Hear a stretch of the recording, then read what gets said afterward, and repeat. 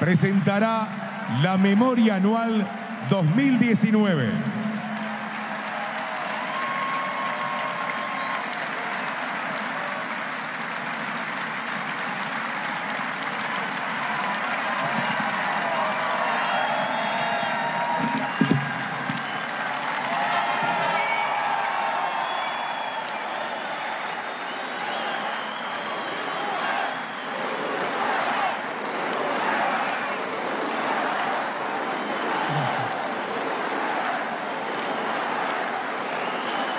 Gracias.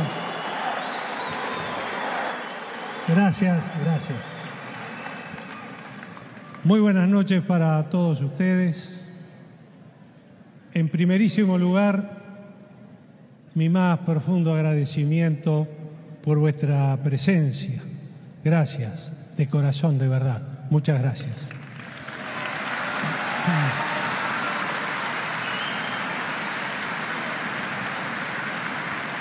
Y gracias también a quienes están siguiendo este acto por cadena de radio y televisión y por internet. A ellos también, muchas gracias.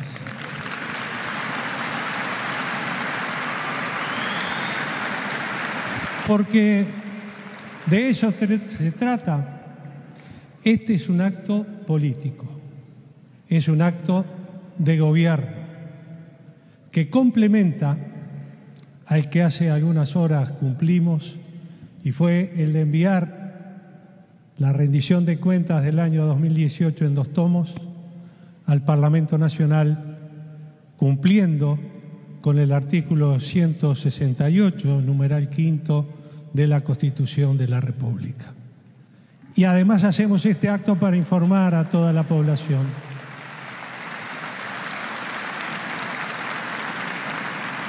Y este acto y esta modalidad se inscribe en la estrategia que estamos llevando adelante desde el gobierno, manejándonos con un gobierno de cercanía, un gobierno con la gente, un gobierno al lado de la gente, un gobierno para la gente.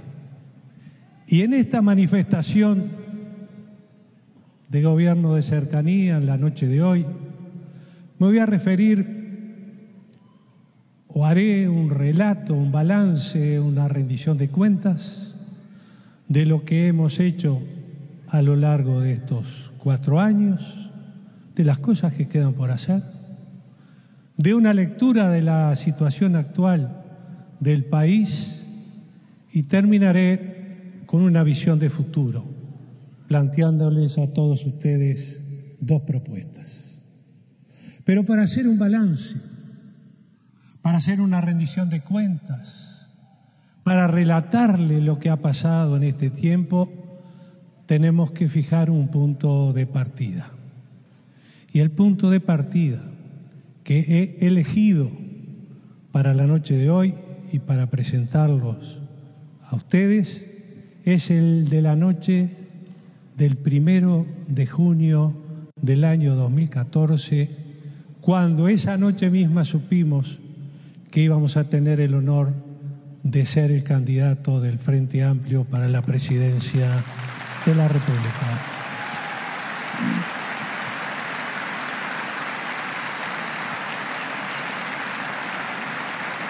En aquella noche, ante una enorme cantidad de periodistas, de cámaras, de micrófonos, dijimos, planteamos lo que queríamos hacer, lo que soñábamos en hacer. Y si ustedes me acompañan, vamos a hacer una revisión en conjunto de esa tarea. En aquel momento dijimos, me comprometo a llevar un gobierno con una gran austeridad republicana, con transparencia y con el compromiso, uruguayas y uruguayos, de reafirmar lo que se ha logrado, que era mucho, y de avanzar en lo que falta. Y en ese sentido presentamos 10 medidas y compromisos. Ustedes lo tienen, seguramente se va a proyectar en la pantalla. Esas 10 medidas hacían referencia a un sistema nacional de cuidados, a más descentralización en segundo lugar, en tercer lugar gobierno digital, luego a la educación, al Plan Nacional de Vivienda, a la política tributaria y económica, a infraestructuras, al Plan Integral de Seguridad Pública, a un Sistema Nacional de Competitividad y a un Plan Nacional de Cultura Democrática y Humanista. Pero esas 10 medidas, esos compromisos, no era un decálogo frío, protocolar de compromisos que adquiríamos. Dentro de esas 10 medidas, que habían sido, por supuesto, extraídas del programa de gobierno que presentamos a la población en aquella campaña electoral, había un alma, había un corazón, había sentimientos que todos nosotros y la enorme mayoría de los uruguayos vivimos desde nuestra más temprana edad.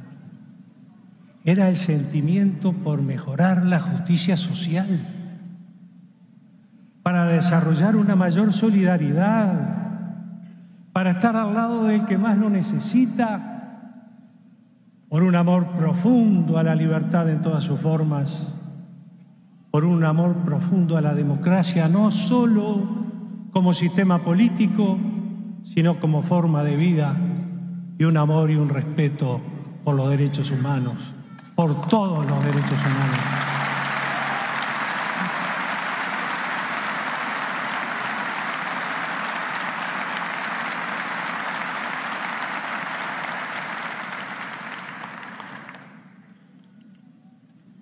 Y entonces, logrado el gobierno nacional, comenzamos a trabajar en los 10 puntos que le planteé.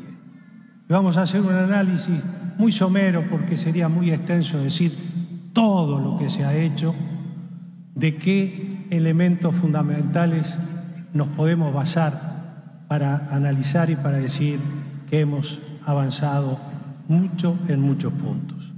En el Sistema Nacional de Cuidados, ¿qué dijimos en aquel momento?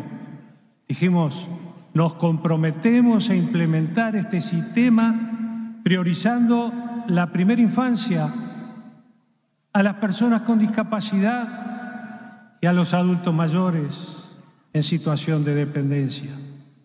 Y en ese sentido hemos trabajado y hemos logrado mejorar la calidad de vida de 5.487 personas con dependencia severa.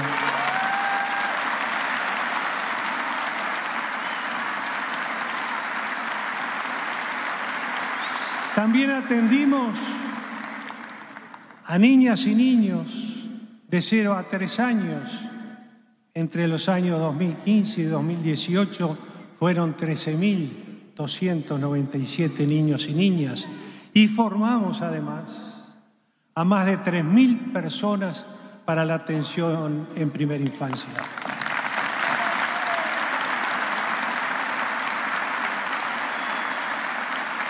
Generamos trabajo digno y trabajo que contempló la igualdad de género, porque hasta ese momento quienes llevaban la pesada tarea de cuidar a sus niños, a sus mayores, a sus discapacitados eran las mujeres, y ahora son los hombres y las mujeres los que trabajan dignamente en estas tareas.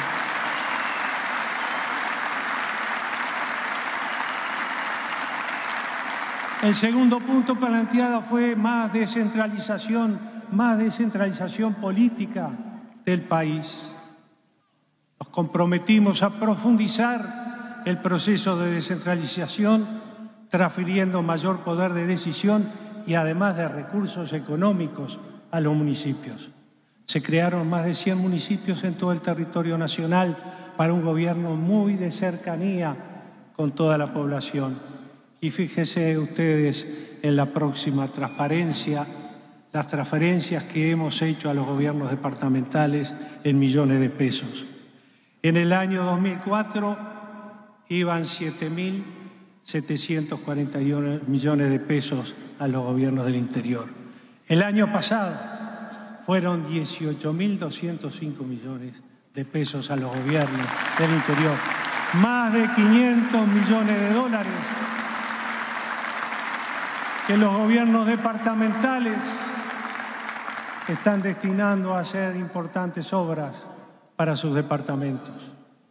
Y también se descentralizó la educación, se abrieron universidades, por ejemplo, en Laudelar, en Rivera, en 33, en Maldonado. Hemos logrado llevar la excelencia al interior del país en educación terciaria, destacándose, por ejemplo, entre otros, el dictado del posgrado en Data Science, en cooperación con el MIT y Harvard, entre otras, reitero, iniciativas. Y además se creó la UTEC, que es formidable herramienta de educación terciaria, que está en todo el país, ustedes lo ven en la gráfica, y que crearon nuevas carreras modernas, necesarias, aplicadas a las necesidades de cada región. No voy a nombrar todas, pero ustedes ven ahí licenciatura en Ciencia y Tecnología de Lácteos, licenciatura en Análisis Alimentario, tecnólogo informático, tecnólogo mecánico, ingeniería en energías renovables, ingeniería en mecatrónica, en fin, una serie de actividades que hoy están enriqueciendo el conocimiento de nuestras jóvenes y jóvenes en todo el territorio nacional.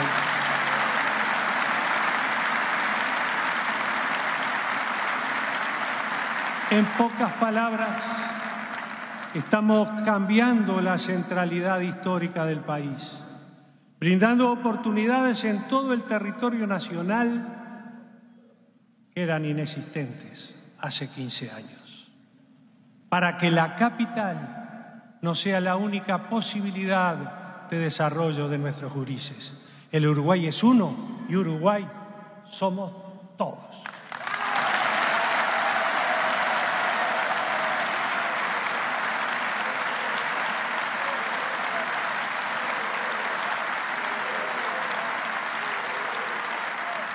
Hablamos que íbamos a llevar adelante la digitalización total del Gobierno Nacional.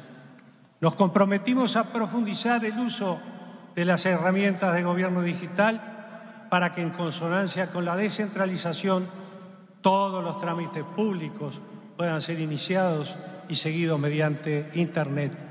Manera también de luchar contra dos de las patologías peores que tiene una sociedad o que tiene un Estado: la lucha contra cualquier forma de corrupción y la lucha contra la burocracia, que ahoga la agilidad de los trámites, como quiere la gente.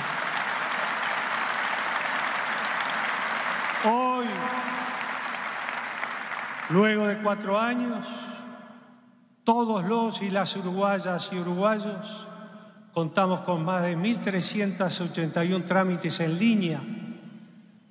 El país tiene el primer cable submarino de un país de Latinoamérica y el Caribe, transoceánico, y un Uruguay con Brasil y con Estados Unidos, y tenemos el mejor data center de América Latina. Vaya si tendremos cosas para estar orgullosos y para seguir soñando, uruguayas y uruguayos.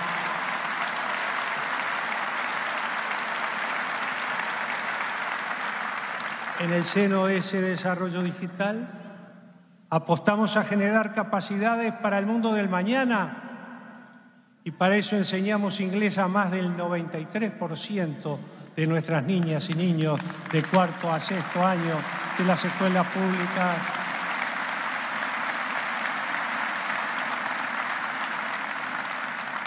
¿Quiénes accedían antes a aprender inglés?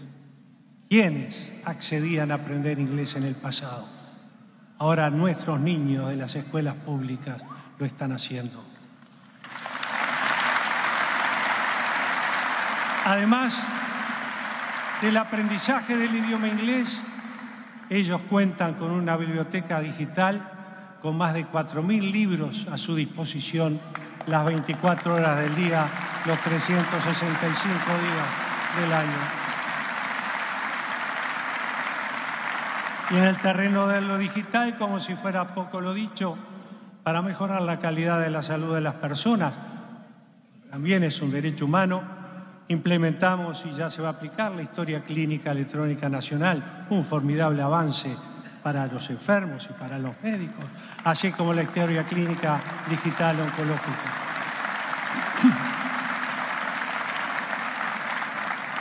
Uruguayas y uruguayos, para garantizar la accesibilidad de todos a Internet, redujimos la brecha digital entre los jóvenes y los adultos mayores.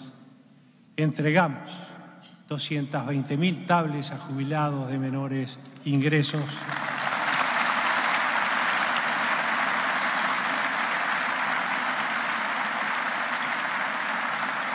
Y tenemos previsto, al terminar este año y hasta febrero de 2020, cumplir con la entrega del 100% de las tablets. Esto es casi seguro.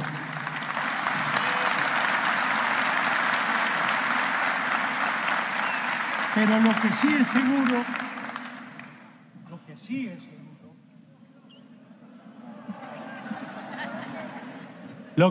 es seguro, y es bien seguro, y ustedes van a coincidir conmigo, que ninguna de esas tablets terminó en una cocina para picar carne.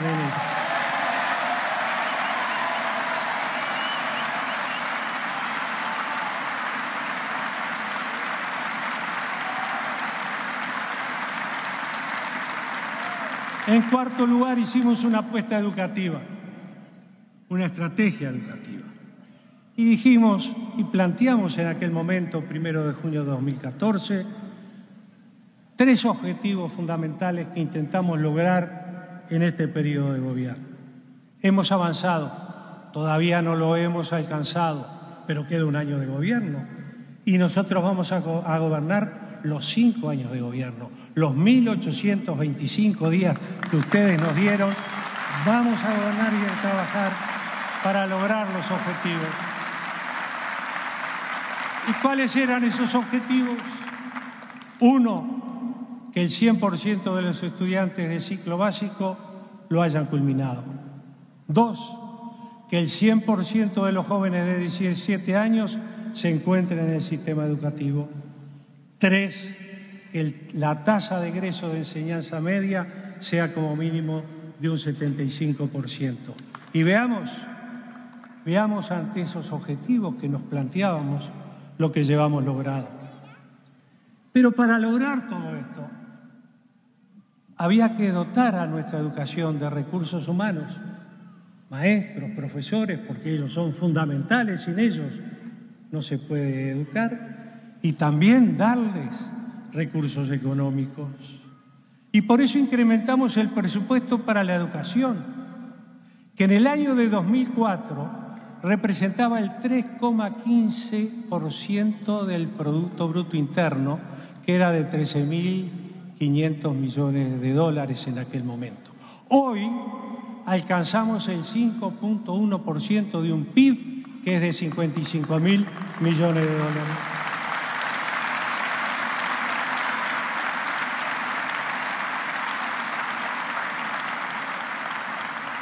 Y veamos cómo han aumentado los recursos en millones de pesos constantes para la educación. En el año 2004 eran 32.154 millones de pesos. El año pasado, 2017-2018, fue de 85.053 millones de pesos. Hubo un incremento real de un 165% de incremento económico para la educación.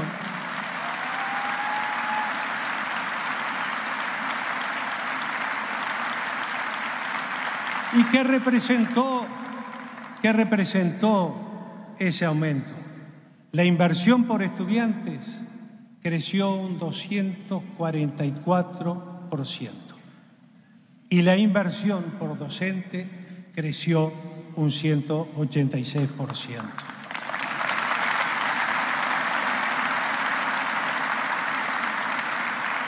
Aumentamos los funcionarios vinculados a ANEP, aumentaron funcionarios públicos, disminuyeron los números, pero aumentaron en la educación, aumentaron en la seguridad y aumentaron en la salud pública, 3 elementos indispensables para una mejor condición de vida para todos los uruguayos. Y en educación, funcionarios vinculados a ANEP, en el 2005 eran 53.000, en el 2015 llegaron a casi 85.000 maestros y docentes para nuestros alumnos.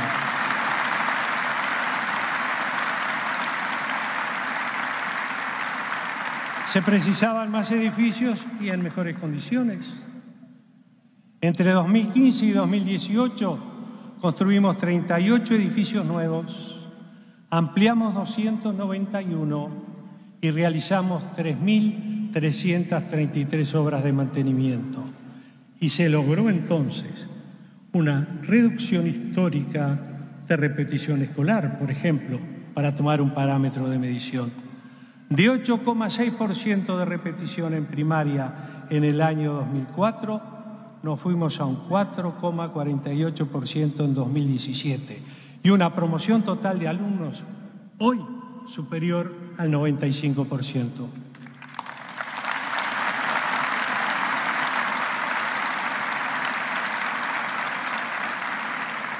Entregamos 2 obras por semana entre 2015 y 2018. Construimos 151 CAIF, 109 escuelas y jardines, 42 liceos, 44 locales de UTU, 2 polos tecnológicos en el interior, 3 centros de formación docente y 3 centros de UTEC.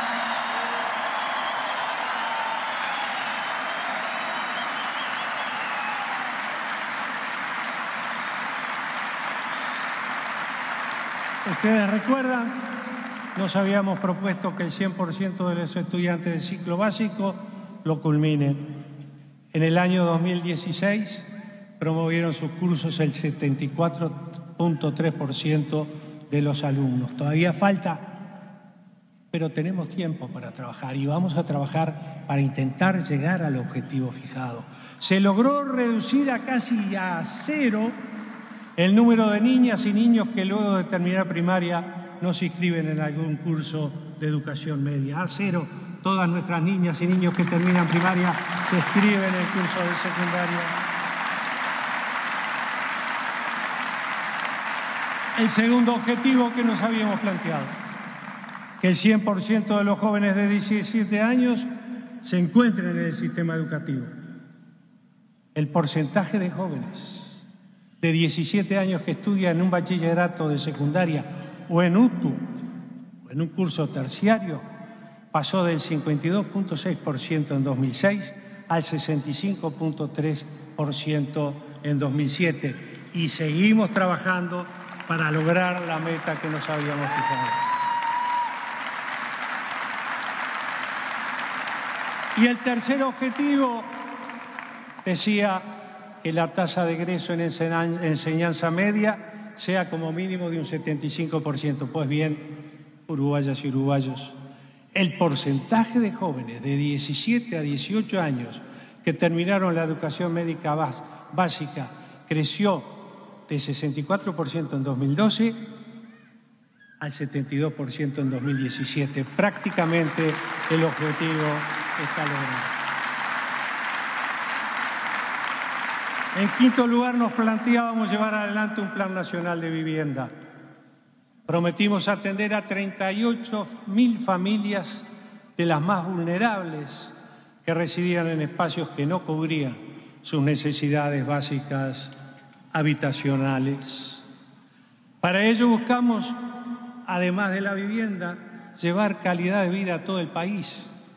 Por eso trabajamos en conjunto vivienda y electricidad y logramos conectar cerca del 100% de los hogares uruguayos a la red eléctrica. Apenas queda un polito allá arriba sobre la laguna Melín.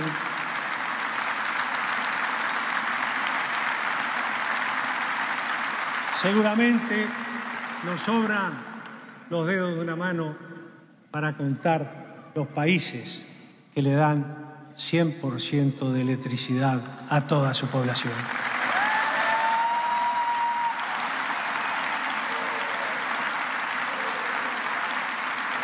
Y llegamos donde muchos pensaron que nunca íbamos a llegar. Llegamos a lo más profundo del corazón del Uruguay. Y la inversión pública en vivienda entre 2005 y 2018 se quintuplicó en pesos constantes. Más de 70.000 soluciones habitacionales, y ustedes ven la calidad de las viviendas construidas. Y con respecto a la población vulnerable, lo que se ha realizado hasta la fecha, viviendas nuevas, en lo que va de este periodo, casi 24.000. Programa de mejoramiento de barrios, casi 10.000 soluciones habitacionales. Plan Juntos y Mitigación de Población Vulnerable, 1.430 soluciones habitacionales. Garantías de alquiler, sobre todo para las parejas jóvenes que quieren tener su hogar y no tenían garantía. Ahora es el Estado que le da la garantía para que puedan tener su vivienda. Y para lo que queda de este año, porque vamos a gobernar los 1.825 días de nuestro gobierno, las viviendas nuevas llegarán a 31.236 aproximadamente. El programa de mejoramiento de barrios da casi 10.000 soluciones habitacionales. El Plan Juntos, casi 1.700 soluciones habitacionales, y habrá más de 10.000 garantías de alquiler para las parejas jóvenes. En sexto lugar, hablamos de política tributaria y economía. Y nos comprometimos ¿a qué? Y esto está grabado, está publicado, no lo estamos inventando ahora. Nos comprometimos a reducir en primer lugar los impuestos indirectos, IVA, etcétera, para favorecer prioritariamente a quienes más lo necesitan. En segundo lugar, que íbamos a presentar un proyecto de ley para el pago del IRPF para aguinaldos y salarios vacacionales separado del pago del salario mensual. Y en tercer lugar, tomar las medidas necesarias para controlar la inflación. Y veamos cómo hemos avanzado. Para reducir los impuestos indirectos, se implementó un plan de consolidación fiscal bajo la premisa que el peso tributario no recayera en las personas de menores ingresos. Rebajamos 4 puntos de IVA en el marco del programa de inclusión financiera y rebajamos 9 puntos de IVA para un conjunto de actividades vinculadas al turismo.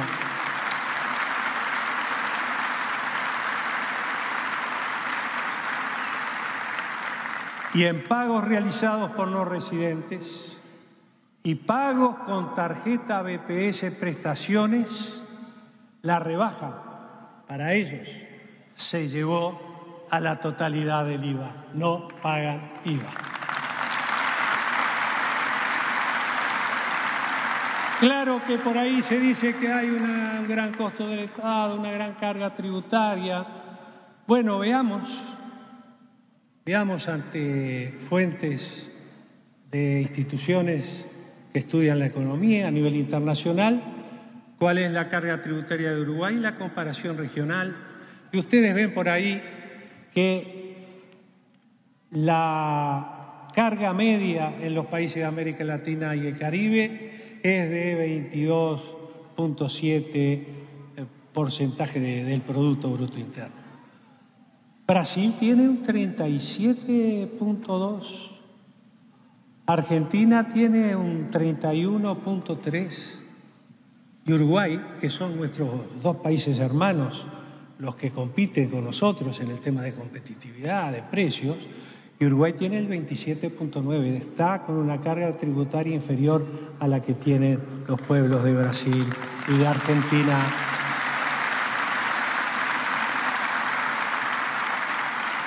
Dijimos en segundo lugar que íbamos a mandar un proyecto al Parlamento de ley de pago de aguinaldos y salario vacacional, el IRPF correspondiente.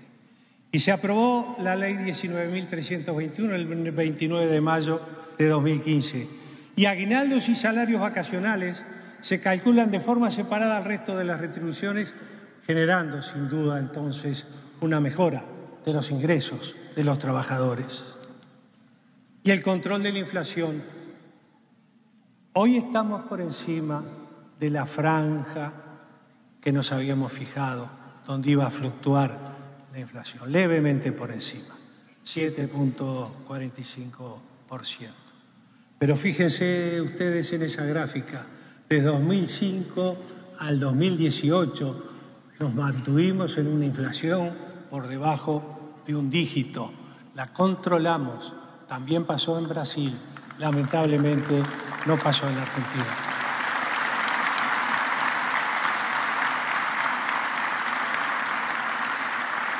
Al terminar este año,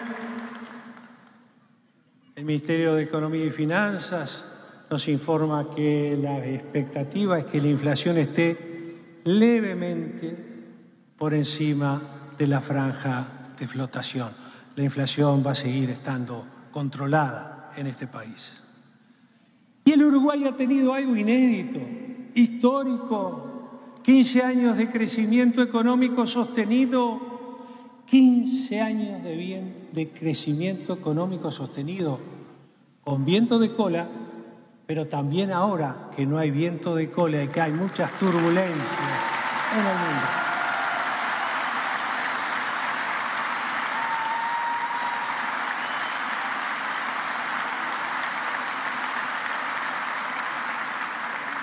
Y en esa gráfica que ustedes van a ver, se ve el crecimiento que ha tenido nuestro país en la izquierda y que esperamos para este año 2018, dentro de pocos días van a estar los números, un crecimiento aproximado de un 2%, y para el año que viene, al final de este año, un crecimiento aproximado entre 2.5 y 3% del producto.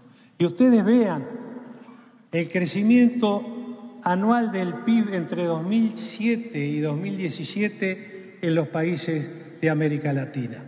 América Latina en ese periodo de tiempo promedialmente creció un 3.4%. Para el Uruguay creció un 4.3%.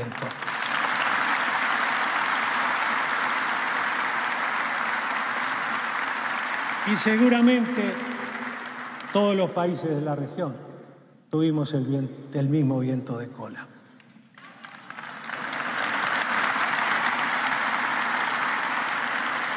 El crecimiento económico que tuvo el país es irrefutable. Ahora bien, también tenemos mucho que trabajar sobre el déficit fiscal, que hoy se ubica en el entorno del 4% del Producto Bruto Interno. Cifra que debemos analizar con cuidado, que tenemos que trabajar para disminuirlo, que no es fácil, pero que vamos a seguir trabajando en la dirección de disminuirla.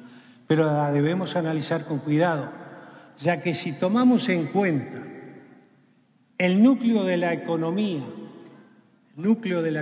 que es relevante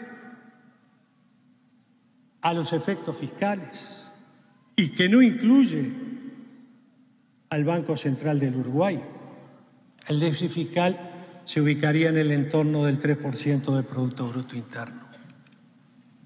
Y parte de esta última cifra, de ese 3%, un 1% más, está explicada por la asistencia financiera al servicio de pasividad de las Fuerzas Armadas, que se encuentra en el entorno de un punto del producto.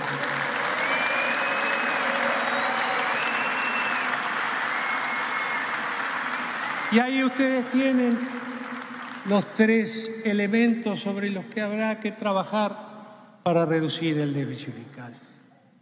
El núcleo fuerte de la economía, los servicios y las prestaciones del Banco Central y el estudio de las pasividades en general por la problemática que éstas encierran y que va a haber que contemplar en algún momento. Pero son hermosos desafíos que tiene el país para este año que queda y para lo que viene de futuro.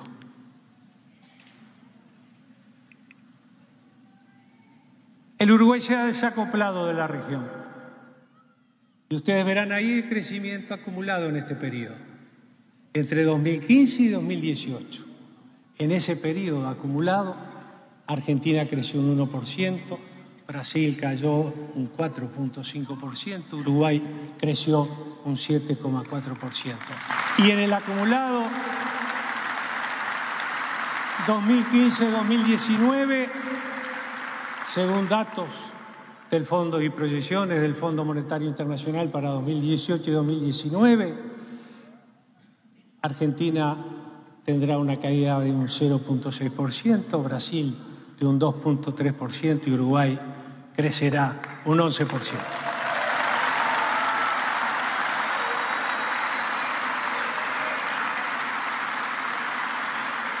Pero debemos preguntarnos,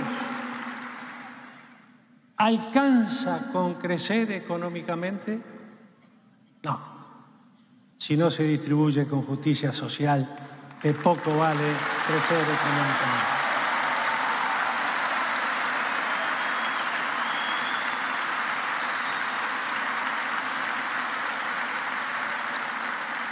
Y el Uruguay, está demostrado, es el país más igualitario de toda América Latina y del Caribe.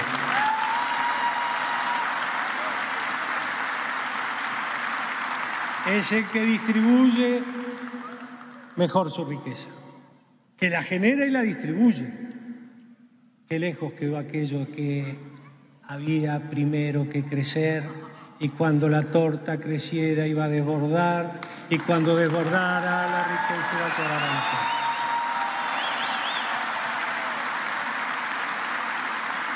Dijimos crecer y distribuir al mismo tiempo con justicia social. Y vean ustedes en esta gráfica.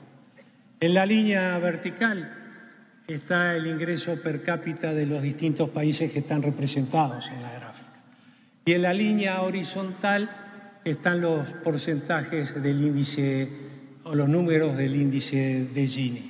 Y ustedes vean, Uruguay es el país de América Latina y el Caribe que tiene mayor ingreso per cápita y es el que distribuye mejor la riqueza.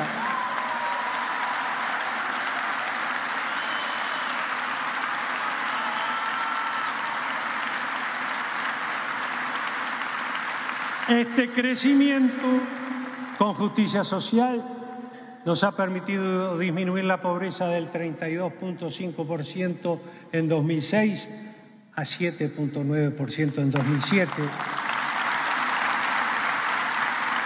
y prácticamente erradicar la indigencia. Y de los 19 países de Latinoamérica que son evaluados por las agencias calificadoras, solo 6 países tienen grado inversor: Chile, México, Perú, Colombia, Panamá y, por supuesto, Uruguay.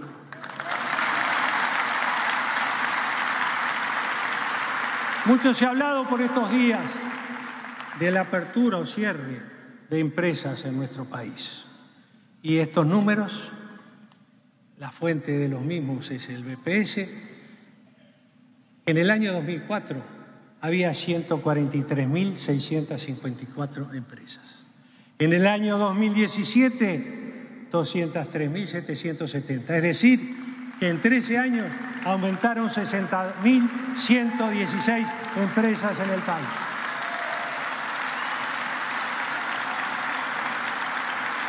Cerraron algunas y se abrieron otras. Yo sé que van a decir, sí, pero muchas son empresas unipersonales. Y sí, pero son empresas. Porque el pero va a estar siempre. Y siempre.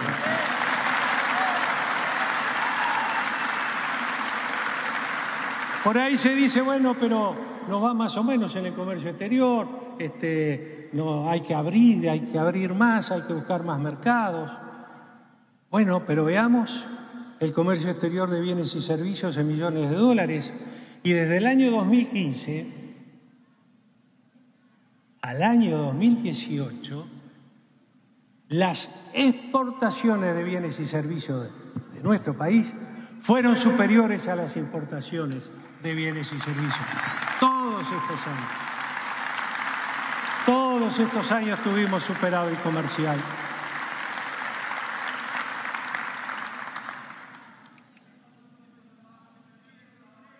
Empleo. Te voy a hablar de los puestos de trabajo que se perdieron. Te voy a hablar.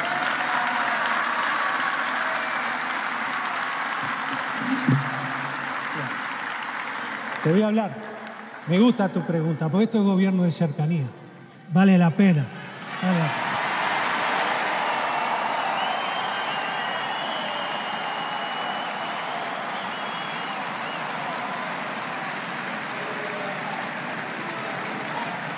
Tenés razón.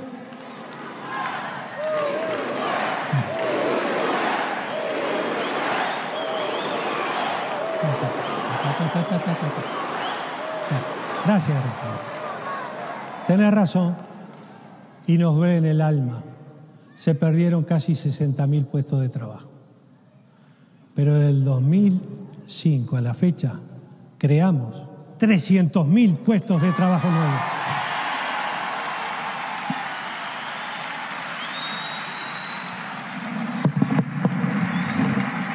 Pero además,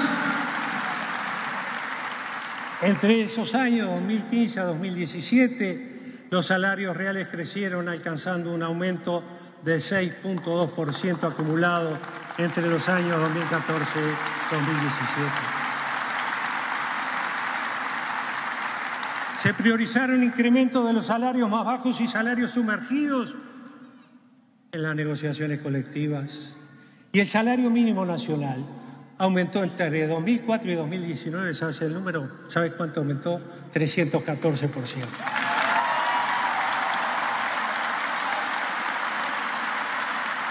Porque queremos y debe haber un salario mínimo nacional que proteja a los más débiles, que proteja a los trabajadores que no tienen forma de hacerlo si no están sindicalizados.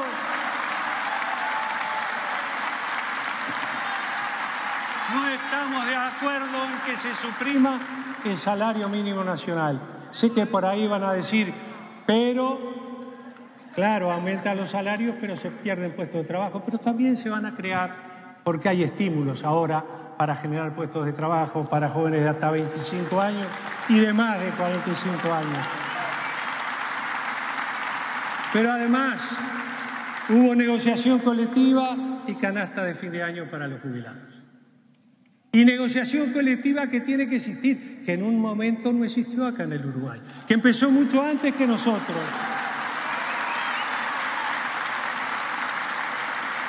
Que la negociación colectiva en este país empezó el siglo pasado en un gobierno del Partido Colorado y que se mantuvo en el tiempo y que después, en algún momento, se dejó de llevar adelante la negociación colectiva. Pero tiene que existir negociación colectiva para que defienda los intereses de los trabajadores y de los empresarios.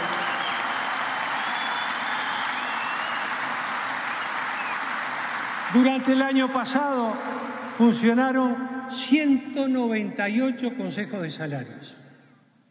188 están concluidos y firmados. 158 de ellos han sido por acuerdos entre empresarios y trabajadores sin participación de gobierno. En el 84% se pusieron de acuerdo. Y este es otro elemento positivo de los consejos de salario, porque es una mesa de diálogo entre el empresario y el trabajador. Es buscar acuerdos, es buscar caminos de soluciones pacíficas a los problemas que puedan existir. Vaya si serán necesarios los consejos de salario. Solo hemos debido emitir decretos en 7 oportunidades, menos del 4% porque no hubo forma de arreglar.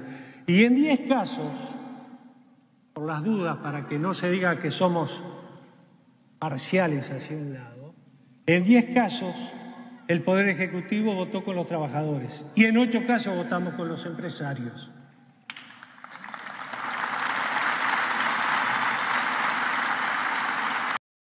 Y hay una cultura de trabajo Para el desarrollo, el BID consideró a Uruguay como mejor país en relación a la calidad de trabajo. La formalidad en julio de 2018 en nuestro país era casi del 76%. En los últimos 15 años, y ahora me voy a referir a las pasividades, en los últimos 15 años, las pasividades mínimas reales aumentaron 157%.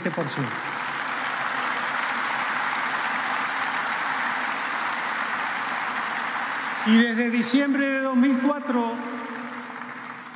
a diciembre de 2017, el aumento real de todas las jubilaciones por encima de la inflación fue de casi un 50% más. Y también se tomaron medidas que favorecieron a pequeñas y medianas empresas de producción agropecuaria. Entre esas medidas, hemos refinanciado deudas en el BROU, reducido intereses y alargado los plazos de pago, hemos creado fondos de garantías para el sector lácteo, fondos arroceros, rebajas sustanciales en energía eléctrica, devolución del IVA al gasoil para pequeños productores, compra de ración o concentrados a productores afectados por la sequía, etcétera, etcétera. Y vamos a seguir trabajando, porque queremos mejorar aún más la situación del país. Un país para crecer tiene que tener también buena infraestructura y nos comprometimos a implementar una fuerte política de inversiones en infraestructura mediante la ejecución de un plan quinquenal nacional. ¿Por qué? Porque la infraestructura trae más negocios, porque favorece la descentralización, porque mejora la movilidad de las personas y permite la apropiación ciudadana del territorio a través de las inversiones en infraestructura. Por ejemplo, hemos cambiado la matriz energética de nuestro país. Hoy tenemos soberanía energética plena. Cuando llegamos al gobierno hace 15 años, importábamos petróleo y dependíamos del clima para generar energía eléctrica. Cambiamos la matriz energética, nos fuimos a producir energía eléctrica de manera renovada, amigable con el medio ambiente, energías renovables. Y hoy Uruguay exporta energía eléctrica a Brasil y a Argentina.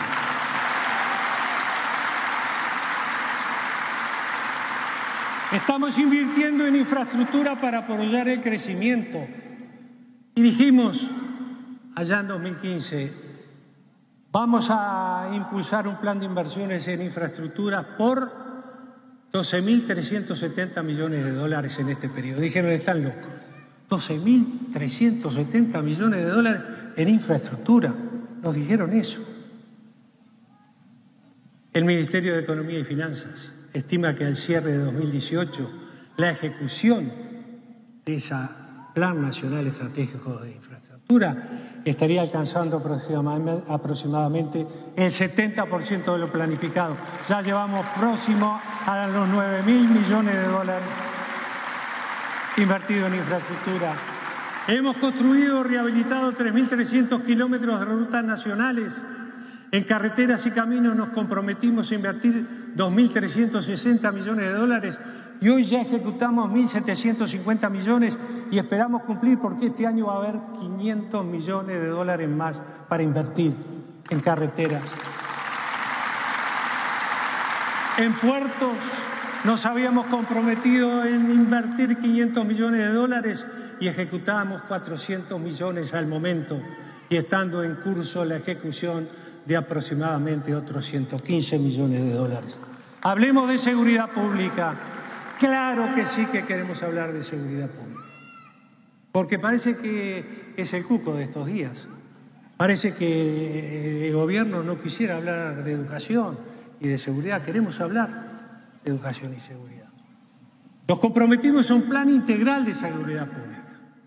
Fuerte combate a la delincuencia, sin duda. Dijimos, vamos a ser tan duros con los que delinquen como con las causas que llevan a delinquir.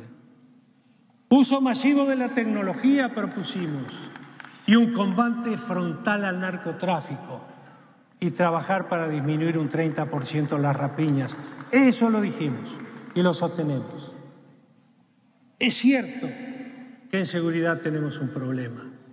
Nos duele profundamente Nos duele profundamente cuando nos enteramos de un robo, de una rapiña o de un asesinato. Es duro para nosotros ver todas esas cosas. Y lo puedo decir con personalidad, con propiedad. Y creo poder interpretar la angustia y el temor que tienen muchos ciudadanos al respecto. Porque a un nieto mío, estando esperando el ómnibus en una parada, pasaron 2 delincuentes en una moto y le arrancaron de la mano su celular. Y a otro hijo mío le robaron, rompiéndole la puerta de la casa. Y sé bien la angustia que uno vive pensando lo que podía haber pasado. Nos duele que haya tantos asesinatos, tantos robos y tantas rapiñas. No vivimos en una burbuja, tenemos los pies bien puestos sobre la tierra.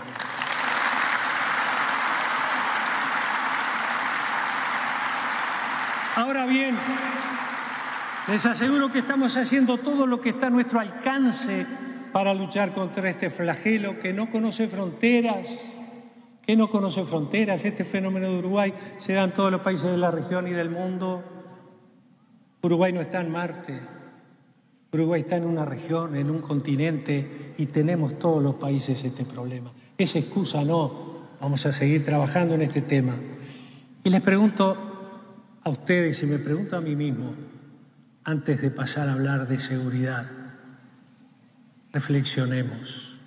¿Qué habría pasado si no hubiésemos tomado las medidas que voy a enumerar a continuación? ¿En qué situación estaríamos si hubiéramos continuado en el mismo trillo que traíamos? Cuando los delitos eran distintos, cuando los delincuentes eran otros, es cierto, cambió la delincuencia, hay mayor violencia y había que cambiar para enfrentar este flagelo. Y estamos construyendo una nueva policía. Y para eso estamos mejorando sustancialmente el salario policial. Fíjense que en 2004 un policía ganaba 13.500 pesos, hoy un policía gana más de 34.000 pesos. Una mejora sustancial para una tarea fundamental para la convivencia pacífica en nuestro país. También mejoramos los distintos vehículos de la policía, patrulleros, etcétera. Tiene un avión, tiene helicópteros. Instalamos 5.000 cámaras de vigilancia y este año esperamos instalar 2.140 más, de las cuales la mitad corresponden, debo reconocerlo, a una donación que nos ha realizado la República Popular China. También mejoramos el armamento policial y hemos realizado cursos de capacitación local y en el extranjero. Y han venido técnicos, asesores extranjeros a estudiar la problemática del Uruguay y han asesorado y lo hemos atendido y estamos trabajando fuertemente en ese sentido. Hoy nadie puede decir que no estamos desarticulando bandas delictivas en Montevideo y en el interior. Grandes bandas de narcotraficantes se están desarticulando, sin generar espirales de violencia y sin recurrir, uruguayas y uruguayos, a sistemas fallidos como la militarización del territorio.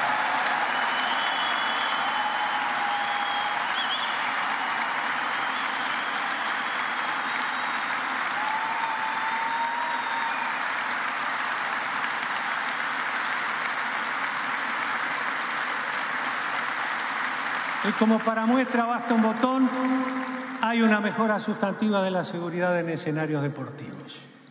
Se pusieron cámaras de identificación facial, venta controlada de entradas, derecho de admisión, se erradicaron 400 o 500 delincuentes que iban a hacer cualquier cosa a los campos deportivos y estamos logrando que la familia vuelva al fútbol, como vamos a lograr aumentar la seguridad ciudadana. Se actualizó el Código de Proceso Penal en acuerdo con todos los partidos políticos para mejorar la mejoría del proceso para todas las partes involucradas. En 2015 nos reunimos en Presidencia con representantes de todos los partidos políticos que tenían que tienen representación parlamentaria. Hubo, antes de este intento de reforma del Código de Proceso Penal, 3 intentos anteriores, desde la década del 80. Nunca se pudieron concretar. Y estábamos ya en la mira de algunos organismos internacionales que nos iban a poner en una lista nada agradable porque estábamos con un código viejo. Y trabajamos en diálogo y se hizo la reforma del Código de Proceso Penal con el voto de todos los partidos políticos. Y llevamos, además de una política acorde a las recomendaciones de expertos a nivel internacional, aplicar determinadas acciones para tratar de disminuir el número de rapiñas, por ejemplo. Y voy a mostrar un estudio que no hizo el Gobierno Nacional, que lo hizo la Universidad de Londres, que lo hizo la Cátedra de Seguridad y Criminología de una de las mejores universidades del mundo, la Universidad y el Colegio de Londres, que estudió el fenómeno de las rapiñas en el Uruguay, especialmente por su catedrático, el doctor Spencer Cheney. Y estudió, esta es una gráfica que quisiera explicarla con mucho cuidado. Ustedes ven que en el eje vertical están las rapiñas y en el horizontal los años que van de 2015 a 2019. Y entonces veamos, entre 2015 y mediados de 2016, las rapiñas se mantenían, esa es línea punteada en azul, se mantenían más o menos estables.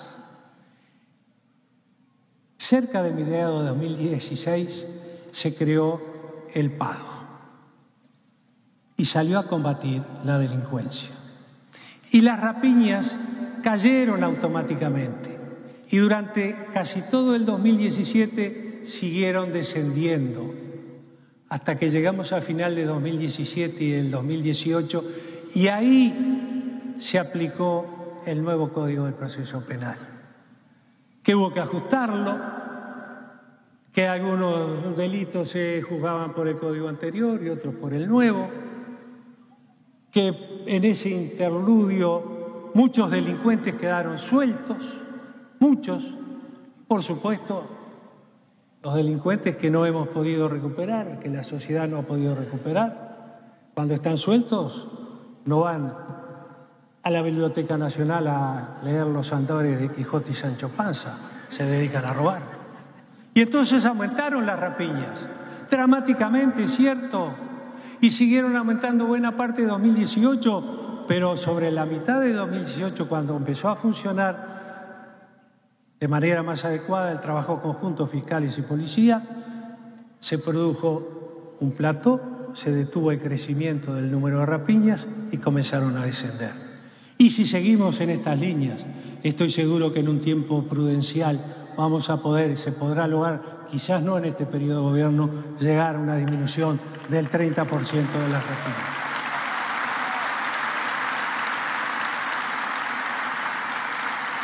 Pero no dejamos de lado la represión del delito y asumimos la responsabilidad de dar oportunidades de reinserción a quienes delinquen.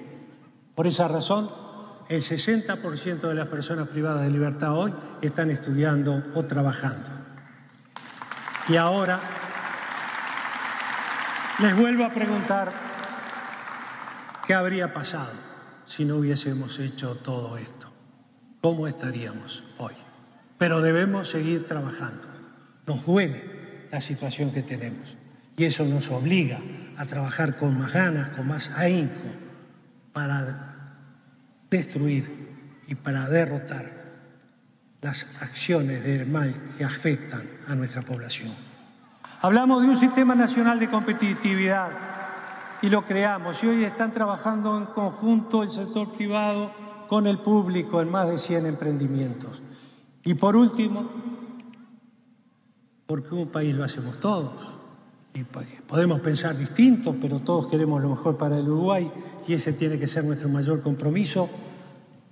Nos habíamos planteado llevar adelante un plan nacional de cultura democrática y humanista entre todos, con la participación del Estado y la sociedad civil organizada, El diálogo es la herramienta de gobierno que permite generar soluciones para todos. Y esa es una cultura humanista. ¿Qué gobierno destinó tanto tiempo a escuchar las necesidades de la gente y se comprometió a resolverlas? Llevamos hechos 29 consejos de ministros abiertos desde 2015. Asumimos en esos consejos 970 compromisos. Y de esos 970 compromisos, 80% están cumplidos sin ejecución.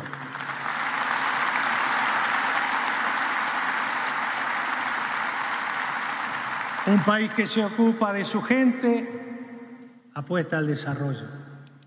Por eso queremos construir una sociedad mejor y por eso se aprobó la ley de femicidio, la ley de violencia de género, la ley de desarrollo con equidad de género, aprobamos la ley de prevención y combate de la trata y explotación de personas y la ley integral de personas trans, atendiendo a la calidad de vida de un grupo postergado de la sociedad.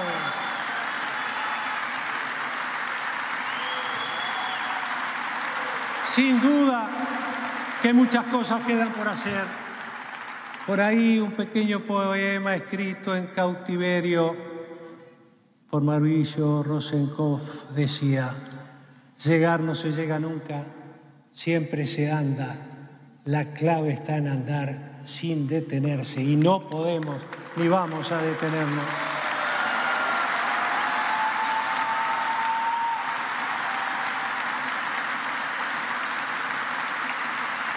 Por eso, además de los 10 compromisos anunciados, el 1 de junio de 2014, avanzamos y trabajamos muchas más en otras áreas que las voy a repasar rápidamente porque me estoy extendiendo demasiado. En política exterior, Uruguay formó parte del Consejo de Seguridad de las Naciones Unidas en el bienio 2016-2017. Firmamos un TLC con Chile y actualizamos el que ya teníamos con México. Establecimos una asociación estratégica con China. Abrimos el mercado de Japón para la carne bovina deshuesada y el mercado de Estados Unidos para la carne bovina con hueso. Dinamizamos la agenda externa del Mercosur. Abrimos embajadas en Indonesia y Etiopía. Negamos por razones jurídicas el asilo político al expresidente de Perú, Alan García. Uruguay acaba de ser elegido para presidir el Consejo de Derechos Humanos. Y fomentamos siempre desde el principio el diálogo y la resolución pacífica a la crisis que experimenta Venezuela.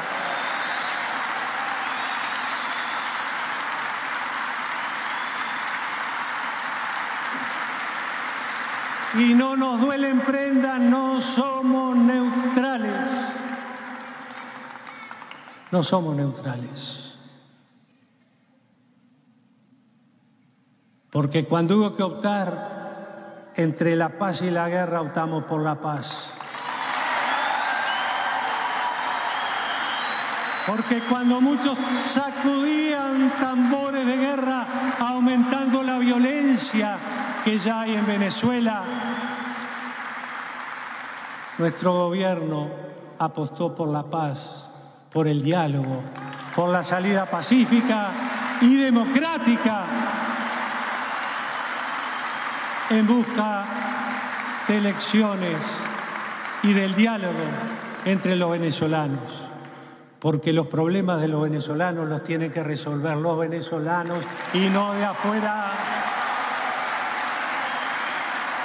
No aprobamos ningún tipo de injerencia externa porque somos fieles a lo que ha sido el Uruguay y sus gobiernos a lo largo de la historia. Defendemos la autodeterminación de los pueblos, la soberanía de los pueblos, la no intervención en asuntos internos de los pueblos, la solución pacífica de las controversias.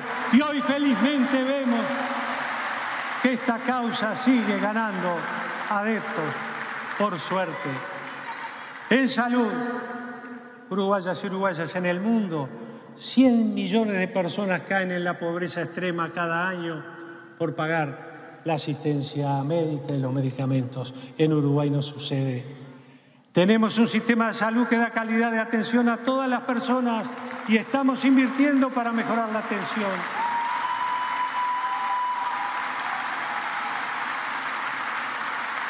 En el hospital de... Y no solo en Montevideo. En el hospital de Tacuarembó instalamos un bloque quirúrgico inteligente. En el Maciel inauguramos 10 salas y 2 almacenes digitales completamente nuevos. Y en el Hospital Pasteur invertimos 500 millones de pesos, inauguramos una nueva emergencia, un centro de esterilización, un centro quirúrgico y seguimos ampliando los servicios. Y entre muchos indicadores de salud me voy a referir solo a uno, que habla por todo lo demás. Tenemos la tasa de mortalidad infantil más baja de toda la América Latina.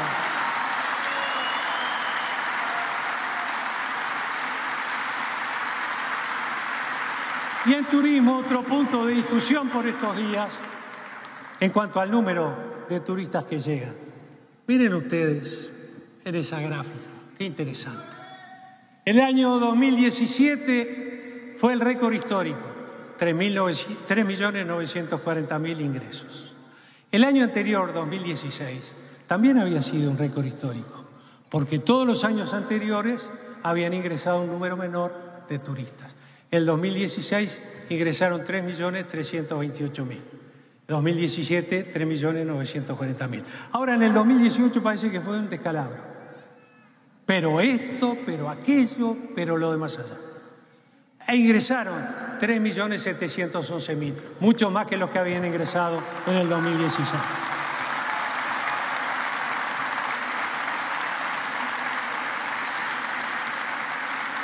Pero veamos entonces si este es un balance, cómo nos ven desde el exterior. Y los organismos que nos juzgan, por cierto, no tienen nada que ver con el gobierno, ni son del club de fans del gobierno actual. Fíjense en ustedes, democracia, libertad, Estado de Derecho, organismo, The Economist, índice de democracia, ranking en Latinoamérica y el Caribe, Uruguay primero. Transparencia internacional, baja corrupción, el que tiene menos corrupción. Índice de prosperidad, primero. Índice de Estado de Derecho, primero. Libertad de prensa, Reporteros Sin Fronteras, segundo. Banco Mundial, gobernanza de indicadores, segundo. Índice Global de Paz, tercero. Libertad económica, tercero. Estamos en el podio en todos estos casos.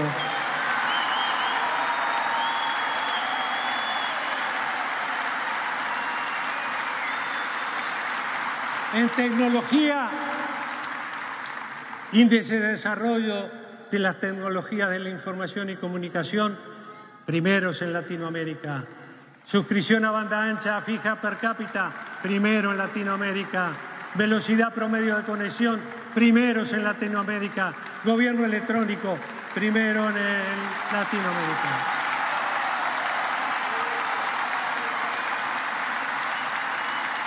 Índice de inclusión social, primeros en Latinoamérica.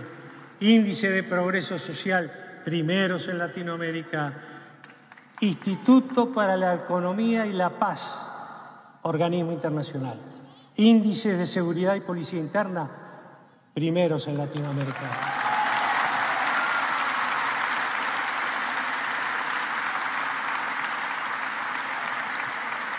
Y ahora sí quisiera referirme a una visión de futuro, con las dos propuestas que les mencioné al inicio de mi intervención. La primera de ellas para el futuro inmediato. Me voy a referir a la próxima campaña electoral.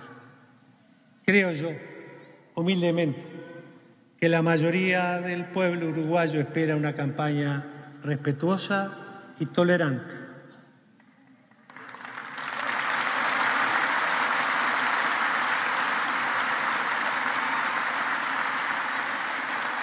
Con los pies en la tierra, lo dijimos al empezar esta exposición.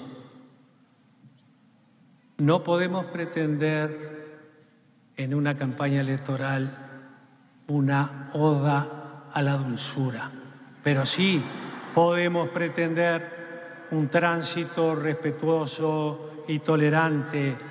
Honremos nuestra tradición democrática y republicana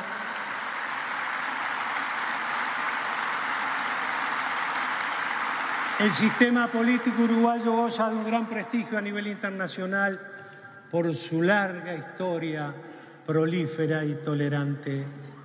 En esta campaña electoral honremos esa visión histórica, honremos la inteligencia del pueblo uruguayo proponiendo y no agraviando, defendiendo con argumentos y no con mentiras o falsedades que generan heridas que luego son difíciles de curar. Uruguay continúa después de las elecciones. Si las heridas son profundas, va a sufrir mucho más el pueblo uruguayo. Y este mensaje que humildemente como presidente de la República hago a todo el Uruguay, no se dirige solamente a los actores políticos, sí a los actores políticos, pero también a todos quienes estamos alrededor de esta campaña electoral. A todos, a nosotros, a los medios de comunicación, a los trabajadores de la prensa que están en una encomiable lucha por lograr desterrar las noticias falsas y las mentiras.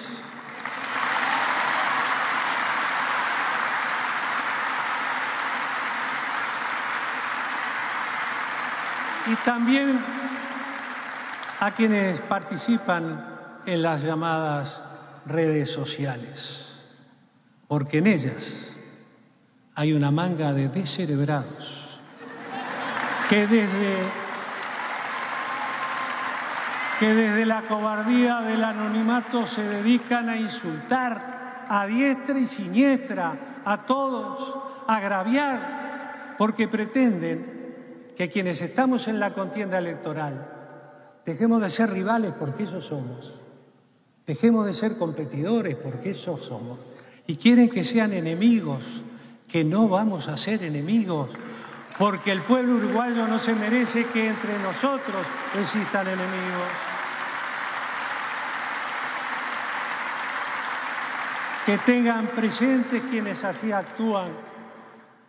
Y recordando al viejo refranero popular que es tan sabio, que quien siembra vientos recoge tempestades.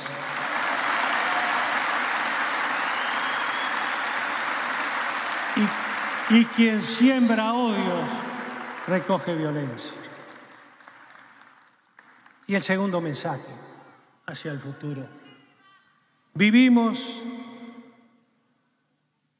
en un hermoso país. No es el país de las maravillas, pero es un maravilloso país. ¿Y saben por qué es maravilloso? Por ustedes. Es maravilloso por el pueblo uruguayo que tenemos. Y lo tenemos que cuidar. Y lo tenemos que cuidar. Y tenemos que cuidar la democracia y profundizarla. Hoy hace exactamente 34 años que un 1 de marzo del año 1985 comenzábamos un sendero hermoso de democracia.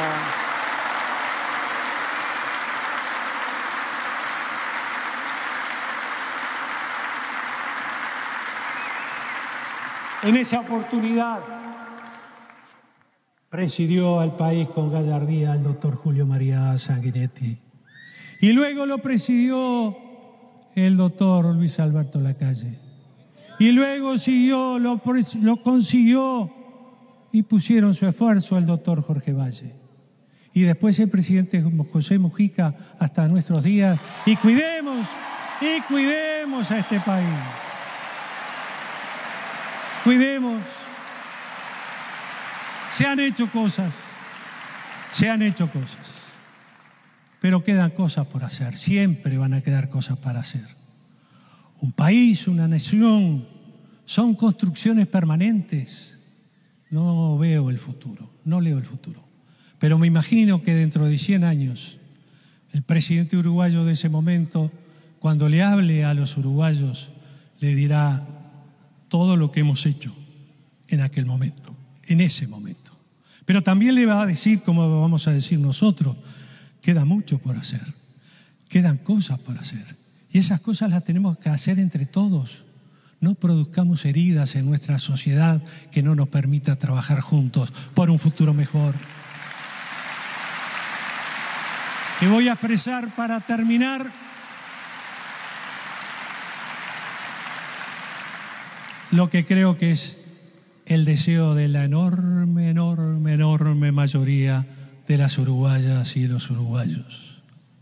Uruguayas y uruguayos, que no quede en el tintero lo que falta por hacer, que no quede en el tintero lo que resta por hacer para la felicidad plena de mi querido pueblo uruguayo. Muchas gracias.